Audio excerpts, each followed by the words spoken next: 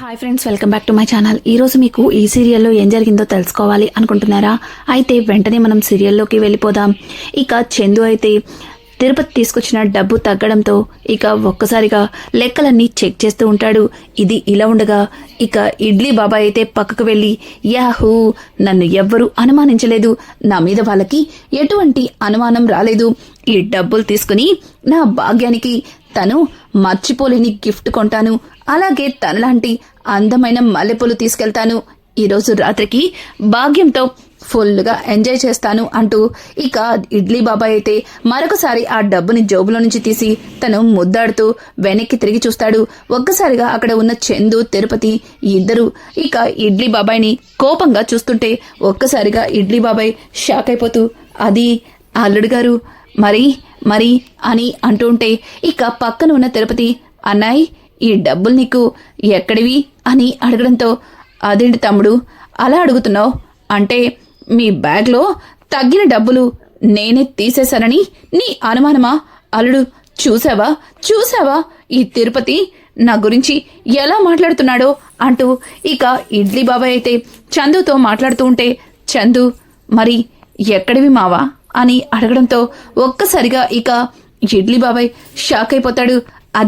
అది మీ అత్త సాయంత్రం ఇంటికి కావలసిన సరుకులు తెమ్మని ఇచ్చింది, అంతే అంటూ ఇక ఆనందరావు అయితే చందుతో మాట్లాడుతుంటే ఇక అక్కడే ఉన్న తిరుపతి, అల్లుడు, అవి ఇంట్లో కావలసిన సరుకుల కోసం తెచ్చిన డబ్బులంట, అవి మన బ్యాగ్లో నుంచి పోయిన డబ్బులు కాదులే అంటూ తిరుపతి మాట్లాడుతూ ఉంటే, నువ్వు వాగు మామా, నేను మాట్లాడతా కదా, ఏంటి వీటిని అత్త ఇచ్చిందా?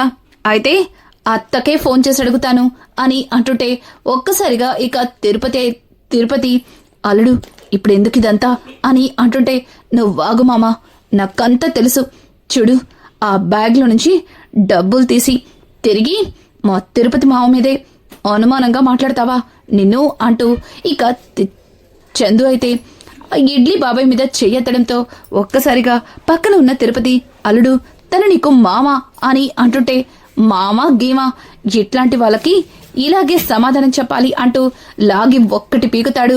ఇక తిరుపతి అయితే, చూడలుడు, కావాలంటే డబ్బులు ఇచ్చేస్తాను, అంతేగాని ఇలా పిల్లనిచ్చిన మామనని కూడా చూడకుండా ఇలా కొట్టడం ఏం బాగాలేదు అని అంటుంటే, ఆ ఒక్క కారణంతోనే నిన్నేం చేయకుండా వదిలేస్తున్నాను. ఒకవేళ నీకేదన్నా అయితే అక్కడ నీ కూతురు వల్లి బాధపడుతుంది, తను బాధపడ్డా పెద్దగా నేను ఫీల్ అవను, కానీ తన కడుపులో బిడ్డుంది కాబట్టి ఆలోచిస్తున్నాను. ఇంకొకసారి ఇలాంటి పిచ్చి విషయాలు వేస్తే తర్వాత నేను ఏం చేస్తానో కూడా నాకే తెలీదు అంటూ ఇక చందు అయితే ఆనందరావుకి గట్టి వార్నింగ్ ఇస్తాడు. ఇక ఆనందరావు, సారీ అల్లుడు, సారీ అంటూ ఇక ఆ డబ్బుల్ని తిరుపతి చేతిలో పెట్టి, చూడు తమ్ముడు, ఇలా డబ్బులతో తీసుకొచ్చిన బ్యాగ్ని ఎక్కడ పడితే అక్కడ పెట్టేస్తే ఇలాగే నాలాంటి దొంగ విధవలు డబ్బులు కాజేస్తారని చెప్పటానికి చిన్న డెమో చూపించాను, అంతే, నేను ఈ డబ్బులు దొంగతనం చేయలేదు అంటూ మళ్ళీ ఇక వాళ్ళిద్దరితో చెప్తూ కవర్ చేసుకుంటుంటే ఇక అక్కడే ఉన్న చందు, చూడు, నువ్వు డబ్బులు దొంగతనం చేశావో లేకపోతే దొంగతనం చేస్తే ఎలా ఉంటుందని డెమో చూపించావో నాకు నీ గురించి బాగా తెలుసు, ఇక నోరు మూసుకుని పని చూసుకో అంటూ ఇక చందు అయితే అక్కడి నుంచి ఆనందరావుని కసురుకుంటాడు. ఇక ఆనందరావు పక్కకు వెళ్లడంతోనే తిరుపతి, రే అల్లుడు, ఏంట్రా మీ మామ ఇలా ఉన్నాడు, కేవలం మీ మామకి ఇడ్లీ ఎలా అమ్మాలో మాత్రమే తెలుసు అనుకున్నాను, కానీ ఇటువంటి కళలు కూడా ఉన్నాయా అని అంటుంటే, మామ, నీకు వాళ్ళ గురించి అంతగా తెలీదులే, వాళ్ళేంటో వాళ్ళ క్యారెక్టర్లేంటో నాకు బాగా తెలుసు కాబట్టి ఇదిగో ఇలా పట్టుకున్నాను అంటూ ఇక చందు మాట్లాడుతూ ఆ డబ్బులు తీసుకెళ్లి తన బ్యాగ్లో పెట్టుకుంటాడు. ఇది ఇలా ఉండగా ఇక్కడ చూస్తే వల్లి అయితే సాయంత్రం ఇక నర్మద, ప్రేమ ఇద్దరు కూడా తనకి ఎటువంటి కచేరీ ఏర్పాటు చేస్తారో అందులో తనకి ఎట్లాంటి ప్రోగ్రామ్స్ పెడతారా అని భయంతో గజగజలాడుతుంది. ఇక అక్కడే ఉన్న సుకన్య అయితే మరి నోరు జారే ముందు కాస్త ఆలోచించాలి. ముందు వెనక ఆలోచించకుండా నోరు జారితే ఇదిగో ఇలాగే టెన్షన్ పడాలి. అయినా నీకు ప్రతిసారి చెప్తూనే వస్తున్నాను వాళ్ళ దగ్గర కాస్త జాగ్రత్తగా ఉండమని. కానీ నువ్వే నీ తొందరపాటుతో వాళ్ళ దగ్గర ఇరుక్కుంటున్నావంటూ ఇంకా సుకన్య మాట్లాడుతుంటే, ఏయ్ నువ్వు నన్ను చూసుకోవడానికి వచ్చావా లేకపోతే వాళ్ళని సపోర్ట్ చేయడానికి వచ్చావా? ఇక్కడ నేను వాళ్ళ విషయంలో ఏం జరుగుతుందో, వాళ్ళు నా విషయంలో ఎట్లాంటి నిజాలు బయట పెడతారా అని నేను భయంతో చచ్చిపోతుంటే నువ్వు వాళ్ళని సపోర్ట్ చేస్తూ నన్ను ఇంకాస్త భయపెడతావా అంటూ ఇక వల్లి అయితే సుకన్యతో మాట్లాడుతూ ఉండగా ఇంతలో ప్రేమ నర్మద అక్కడికైతే వస్తారు. ఇంకా వాళ్ళిద్దరు కూడా హాయ్ బల్లక్కాయ్ అంటూ ఇంకా వల్లి చుట్టూ తిరుగుతుంటే ఒక్కసారిగా వల్లి అయితే ఏంటి ఇంకా సాయంత్రం కాలేదు కదా, ఇప్పుడే వచ్చేసరేంటి?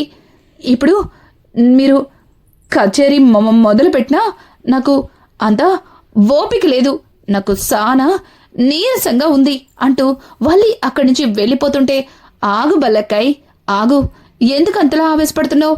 నేను నీతో కచేరీ మొదలు పెడతానికి రాలేదు, నీతో కాస్త మాట్లాడడానికి వచ్చాను అని అంటుంటే, మాటలా? ఏం మాటలు?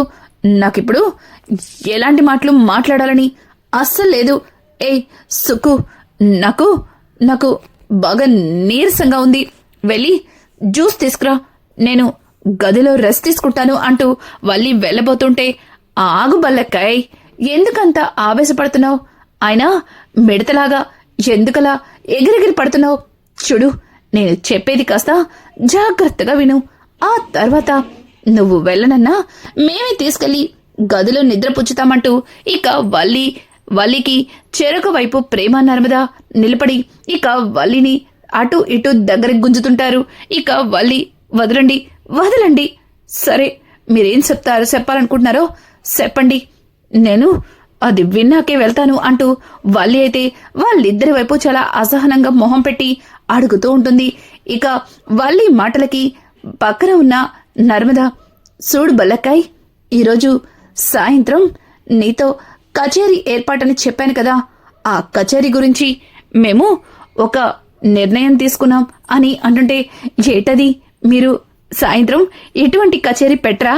అదేనా నాకు చెప్పాలనుకుంది అని అంటుంటే, అది కాదు బల్లక్కాయ్, కచేరీలో కేవలం నేను నర్మదక్క నువ్వు మాత్రమే ఉంటే ఏం బాగుంటుంది చెప్పు. అందుకే ఈసారి మేం పెట్టే కచేరీలో అందర్నీ పార్టిసిపేట్ చేసేలా చేద్దామని నర్మదక్క ప్లాన్ చేసింది అంటూ ఇక పక్కన ఉన్న ప్రేమ మాట్లాడుతుంటే, ఏటి అందరూ ఆ కచేరీలో పార్టిసిపేట్ చేస్తారా?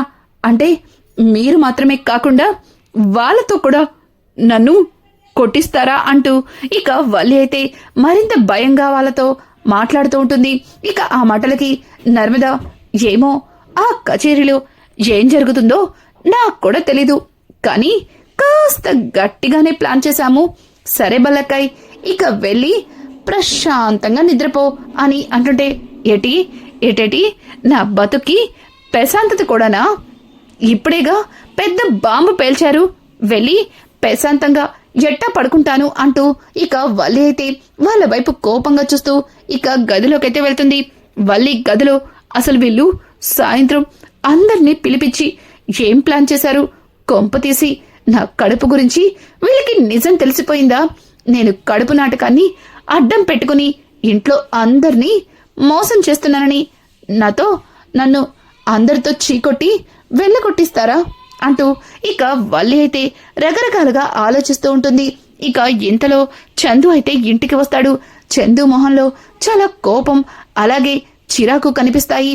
ఇంకా వల్లి అయితే, బా ఏమైంది బా, ఇప్పుడే వచ్చావా అంటూ ఇక వల్లి అయితే చందు దగ్గరికి వెళ్తుంటే, చందు ఏయ్ మాట్లాడకు, ఇప్పటికే నేను చాలా చిరాగ్గా ఉన్నాను, నువ్వు మాట్లాడి నన్ను విసిగించద్దు అని అంటుంటే ఇక అక్కడే ఉన్న వల్లి అయితే, అది బా ఏమైంది బా, ఈరోజు నాన్న మిల్లుకొచ్చాడు కదా, నాన్న వల్ల నీకేమన్నా ఇబ్బంది కలిగిందా బా అంటుంటే, ఇబ్బంది కాదు, మీ నాన్న చేసిన పనికి మీ నాన్నకి అక్కడికక్కడే బుద్ధి చెప్పాలనంత కోపం వచ్చింది. కానీ వయసులో నాకన్నా పెద్దవాడని వదిలేశాను. అయినా మీ కుటుంబానికి అదేం పోయే కాలం. మీకు మంచి చేయాలనుకున్నా మీ అందరూ మీరే ఎందుకలా చెడగొట్టుకుంటారు అంటూ ఇక చందు అయితే వల్లిని నిలదీస్తుంటే ఒక్కసారిగా వల్లి, నాన్న మిల్లులో ఏదో పెంట పెట్టినట్టున్నాడు. ఇప్పుడు నేను ఏం చేయాలి? అసలు అక్కడ ఏం జరిగిందో నేనెలా తెలుసుకోవాలి అంటూ వల్లి ఆలోచిస్తుంటే, నువ్వంతలా ఆలోచించొద్దు, నేనే చెప్తాను. ఈరోజు తిరుపతి మామ 1,00,000 రూపాయలు షాప్ నుంచి వసూలు చేసి తీసుకొస్తే అందులో 20,000 మీ నాన్న కాజేశాడు. మళ్ళీ దొరికిపోయేసరికి కవరింగ్ ఒకటి. చూడు, ఏదో రోడ్డు మీద ఎండలో పని చేసుకుంటున్నాడు కదా, ఇబ్బంది పడుతున్నాడన్న జాలితో పెద్దవాడని మిల్లుకి రానిచ్చాను. అది అలసిగా తీసుకుని ఇట్లాంటి పిచ్చి పిచ్చి వేషాలు వేస్తాయి. తర్వాత నేను ఏం చేస్తానో కూడా నాకే తెలీదు. చూడు, నేను ఏ నిర్ణయం తీసుకున్నా ఎక్కడ నువ్వు బాధపడతావా అన్న ఉద్దేశంతోనే నేను మౌనంగా ఆగిపోయాను అని అంటుంటే, ఇక వల్లి అయితే తను బాధపడుతుందన్న ఉద్దేశంతోనే ఇక ఆనందరావు విషయంలో ఎటువంటి నిర్ణయం తీసుకోలేదు అని చెప్పడంతో చాలా ఆనందపడిపోతూ, బా నిజంగా నా కోసమే ఆలోచించి నువ్వు ఎట్లాంటి నిర్ణయం తీసుకోలేదా? నేనంటే నీకు ఎంత ప్రేమ బా, నాకిప్పుడు చాలా సంతోషంగా ఉంది అని అంటుంటే, అంత లేదు, నీ మీద నాకు ఎటువంటి ప్రేమ లేదు. నువ్వు చేసిన మోసాలు, అలాగే నువ్వు చెప్పిన అబద్ధాలు నాకు ఇంకా ఇంకా కోపాన్ని రెట్టింపు చేస్తున్నాయి. నేను నిన్ను ఎన్నటికీ క్షమించలేను. అలాగే నీతో నేను ఎన్నటికీ ఒక భర్తగా కలిసి ఉండలేను. కేవలం నీ కడుపులో పెరుగుతున్న మన బిడ్డ కోసం నేను మౌనంగా ఉన్నాను. కడుపుతో ఉండే ఆడవాళ్ళు బాధపడకూడదనే ఆలోచనతో నేను ఏ నిర్ణయం తీసుకోలేకపోయాను అంటూ ఇక చందు అయితే అక్కడి నుంచి వెళ్తూ, చూడు, అదే నీ కడుపులో ఎటువంటి బిడ్డ లేకపోతే కనుక ఈరోజు మీ నాన్న నా చేతిలో చచ్చుండేవాడు అంటూ ఇక చందు అయితే వల్లికి గట్టి వార్నింగ్ ఇచ్చి అక్కడి నుంచి వెళ్ళిపోతాడు. ఒక్కసారిగా వల్లి అక్కడికక్కడే కుప్ప కూలిపోతుంది.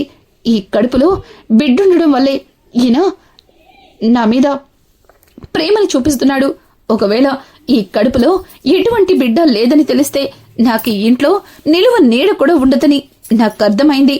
కానీ ఎప్పటికైనా ఈ కడుపులో బిడ్డ లేదన్న సంగతి ఆయనకి తెలిసిపోతుంది. నేను ఏం చేయాలి? ఇంట్లో చూస్తే ఆ నర్మద ప్రేమ ఎప్పుడెప్పుడు నా కడుపులో బిడ్డ గురించి తెలుసుకుందామా అని వాళ్ళు తెగ ఆరాటపడుతున్నారు. ఇన్ని సమస్యల మధ్యలో నేను నలిగిపోతూనే నిన్ను మిల్లుకు పంపిస్తే అక్కడికెళ్ళి నీ చేతి వాటాన్ని చూపించి మళ్ళీ ఆయనకి నాకు మధ్యలో దూరాన్ని పెంచుతావా? చెప్తా అంటూ వల్లి అయితే ఇక చాలా ఆవేశంగా భాగ్యం ఇంటికైతే వెళ్తుంది. అప్పటికే ఆనందరావు అయితే ఇక నెత్తిన తుండు వేసుకుని ఇక భాగ్యం దగ్గరికి వస్తాడు. ఒక్కసారిగా భాగ్యం ఆనందరావుని చూసి, యవయ్య ఏమైంది? మిల్లు నుంచి మిల్లుకు వెళ్ళేటప్పుడు కొత్త పెళ్లి కొడుకులా వెళ్ళి వచ్చేటప్పుడు చెరుకులో నుంచి చెరుకు మిషన్లోంచి తీసిన చెరుకు పిప్పిలా వచ్చేవేంటి?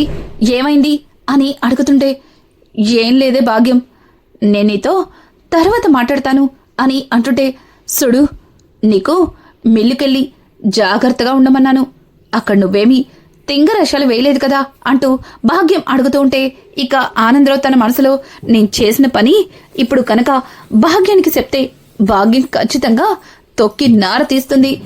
ఇప్పుడు భాగ్యానికి ఏం చెప్పకూడదు అంటూ ఇక ఆనందరావు అయితే, భాగ్యం మిల్లో పని చేసి అలసిపోయాను, నాకు కాస్త టీ తెస్తావా అని అంటుంటే, టీ ఏం కర్మ, మీ ఆయనకి జ్యూస్ తీసుకొచ్చివ్వు, మిల్లులో చాలా కష్టపడ్డాడు కదా అంటూ ఒక్కసారిగా వల్లి మాటలు వినడంతో ఇక భాగ్యం ఆనందరావు ఇద్దరు కూడా వల్లి వైపు ఆశ్చర్యంగా చూస్తారు.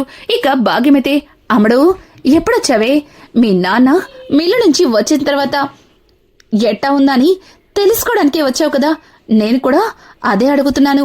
చూడు, మీ నాన్న ఎట్టా అయిపోయాడో, పాపం మిల్లులో బాగా కష్టపడ్డట్టున్నాడు అని అంటుంటే, అవునవును చాలా బాగా కష్టపడ్డాడు, ఈయన చేసిన పనికి నా మొగుడు నా మోహం మీద దుమ్మెత్తి పోశాడు అని చెప్పడంతో ఒక్కసారిగా భాగ్యం షాక్ అయిపోతుంది.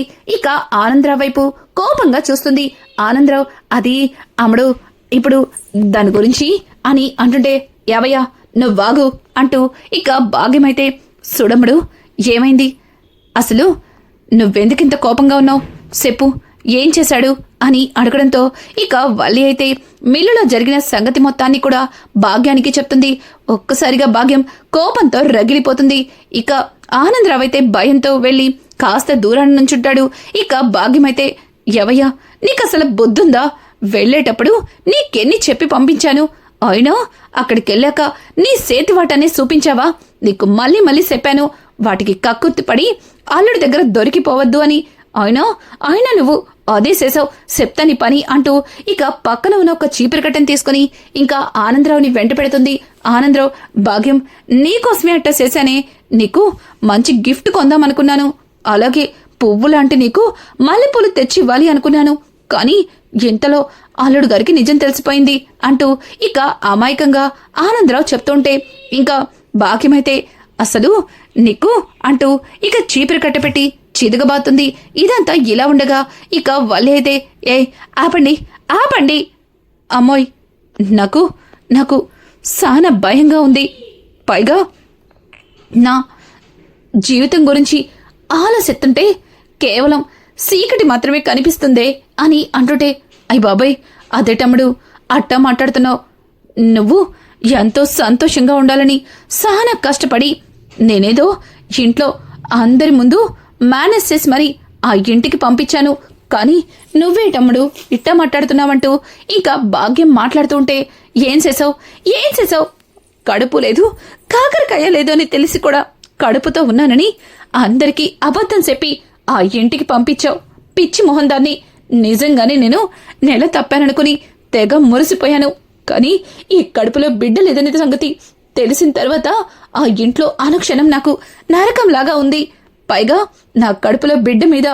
బాసానా ప్రేమని పెంచుకున్నాడు, అలాగే అత్తయ్య గారు మావయ్య గారు కడుపులో బిడ్డ ఎప్పుడెప్పుడు బయటకు వస్తుందని ఎదురు సొత్తున్నారు, ఇక ఆ నర్మద ప్రేమ నా మీద పీకల్లోతు కోపమున్న నా కడుపులో బిడ్డ మీద వాళ్ళకున్న ప్రేమకి నన్నేం అనలేకపోతున్నారు, ఇదంతా ఒక నాటకమని తెలిస్తే తర్వాత ఆ ఇంట్లో నన్ను ఎవ్వరూ కూడా క్షమించరు, ముఖ్యంగా ఆయన నా మోహం కూడా చూడరు, ఇక ఆయనకి నాకు అదే ఆఖరి రోజు అవుతుంది అంటూ ఇక వల్లి అయితే తను చేసిన తప్పులన్నింటి గురించి కుమిలిపోతూ భాగ్యం మీద కోప్పడుతుంటుంది.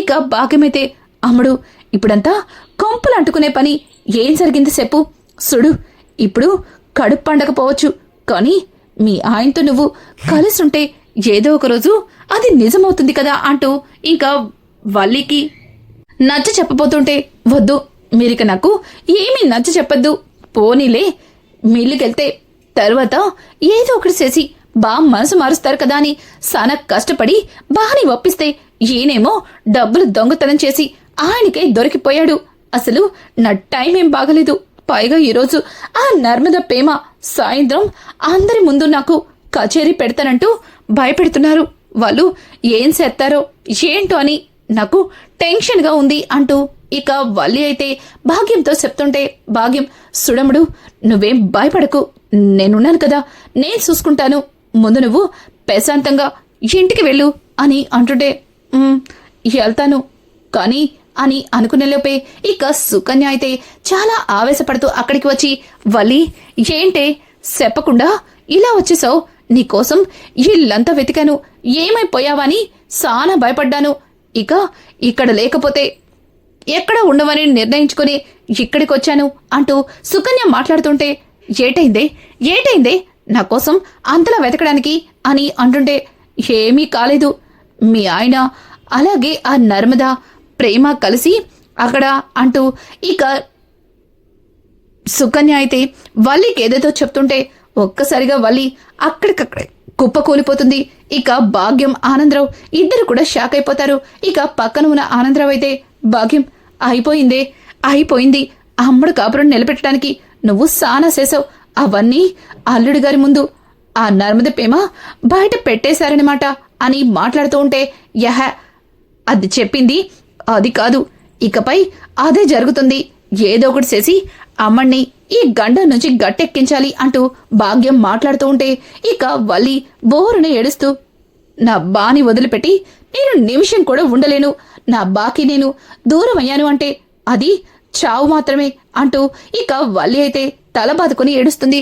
రానున్న ఎపిసోడ్స్ లో అసలు నర్మద ప్రేమ చందుతో కలిసి ఏం ప్లాన్ చేశారు, అసలు వల్లి ఎందుకంతలా భయపడుతుంది, అసలు నర్మద ప్రేమలు వల్లిని భయపెట్టే పని ఏం చేస్తున్నారు అన్నది మీరు ముందుగా తెలుసుకోవాలి అనుకుంటే మా ఛానల్ని సబ్స్క్రైబ్ చేసుకోవడం మాత్రం మర్చిపోకండి. Thanks for watching. Hi friends,